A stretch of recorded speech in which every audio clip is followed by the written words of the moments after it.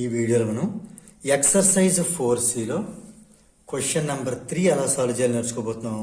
Question చూసినట్టయితే a postage stamp kept below a rectangular glass slab of refractive index 1.5.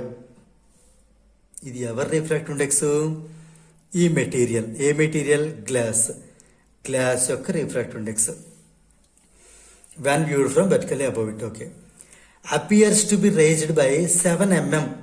ఈ stamp అట 7 mm rise అయినట్టుగా మనకు అనిపిస్తోంది. ఇప్పుడు thickness of the glass slab మనం ఫైండ్ అవుట్ చేయాలి. ఓకే, ఈ గ్లాస్ స్లాబ్ యొక్క థిక్నెస్ ఎంత అనేది మనం ఫైండ్ అవుట్ చేయాల్సి ఉంటుంది. ఇందులో మనం ఇచ్చిన డేటాను మనం జాగ్రత్తగా ముందు నోట్ చేద్దాం. నోట్ చేసి అప్పుడు ఏం చేయాలనేది మనం థింక్ చేద్దాం.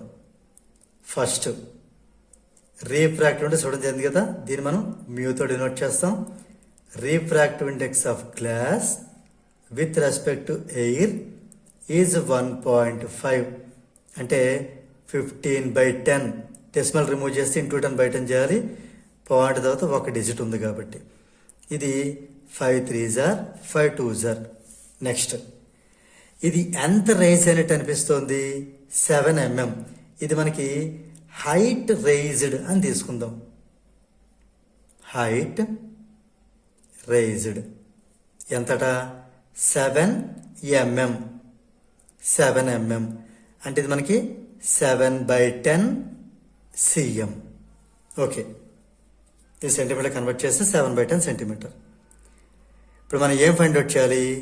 Thickness of the glass slab అనేది ఫైండ్ అవుట్ చేయాలి. ఈ thickness of the glass slab మనం x సెంటీమీటర్ అనుకుందాం. రైట్, సో స్లాబ్ ఈ గ్లాస్ స్లాబ్ యొక్క థిక్నెస్ ని x సెంటీమీటర్ అనుకుందాం. అంటే మనం x అని ఫైండ్ అవుట్ చేయబోతున్నాం. సో ఇక్కడ మనం అబ్జర్వ్ చేసిన విషయం ఏంటి అంటే ఈ thickness of the glass slab అనేది రియల్ డెప్త్ని ఇండికేట్ చేస్తుంది. రియల్ డెప్త్ని ఇండికేట్ చేస్తుంది ఈ x సెంటీమీటర్ కూడా. అంటే ఈ గ్లాస్ స్లాబ్ ఒకటి తీసుకుని దాని కింద మనం స్టాంప్ పెట్టినప్పుడు అది మనకి రైజ్ అవుతోంది అంటే డ్యూ టు రీఫ్రాక్టివ్ ఇండెక్స్. ఒకవేళ ఆ రీఫ్రాక్టివ్ ఇండెక్స్ అని లేకపోయి ఉంటే కనుక మనకి ఆ x సెంటీమీటర్ విజిబిలిటీలోనే కనిపించి ఉంటుంది అది. అందుకని దాన్ని మనం రియల్ డెప్త్గా తీసుకోవాలి. ఓకే, ఇప్పుడు ఇక్కడ మనం ఒక స్టాంప్ ఒకటి తీసుకుని ఇది మనకి ఎంత హైట్లో ఉంటుంది? మామూలుగా అయితే ఇది మనం చూసినప్పుడు దీని మీద గ్లాస్ స్లాబ్ ఎలా పెట్టాం అనుకుందాం.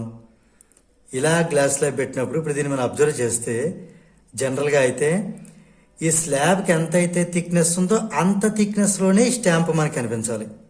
అంటే థిక్నెస్ ఎంత ఉంది? x centimetre. సో ఇది మనకి x సెంటీమీటర్ డిస్టెన్స్లోనే కనిపించాలి కాబట్టి అది రియల్ డెప్త్.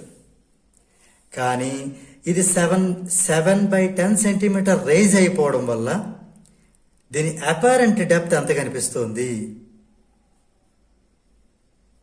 అపారెంట్ డెప్త్ ఎంత కనిపిస్తోంది అంటే ఒరిజినల్గా మనకి x కనిపించాల్సి ఉంది. కానీ డ్యూ టు రిఫ్రాక్టివ్ ఇండెక్స్ వల్ల ఇది మనకి x - 7/10 సెంటీమీటర్లో ఉన్నట్టుగా మనకి అనిపిస్తుంది. అంటే ఆ 7/10 సెంటీమీటర్ అనేది రైజ్ అయ్యి మనకి ఈ రిమైనింగ్ x - 7/10 సెంటీమీటర్గా కనిపిస్తుంది. ఓకే, సో ఇది రియల్ డెప్త్, ఇది అపరెంట్ డెప్త్. సో మనకి తెలిసినటువంటి ఫార్ములా ఏంటి?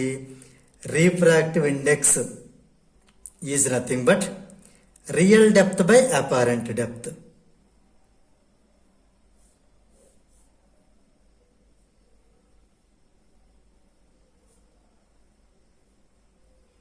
ఓకే, రీఫ్రాక్టివ్ ఇండెక్స్ ఎంత ఇవ్వడం జరిగింది? 3/2 ఇవ్వడం జరిగింది.